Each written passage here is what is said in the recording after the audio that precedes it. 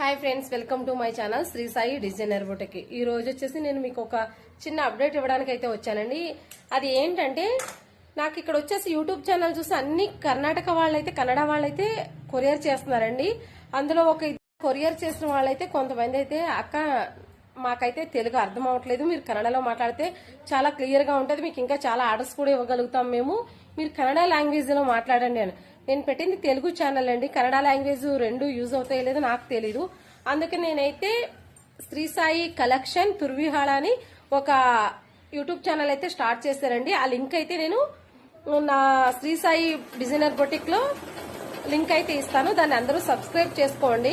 ఇది మాత్రం అందరికీ అర్థం అవుతుంది అనుకుంటున్నాను. మీరు సబ్స్క్రైబ్ చేసుకుంటే కన్నడ లాంగ్వేజ్ తో వీడియోస్ మాత్రం వస్తాయండి.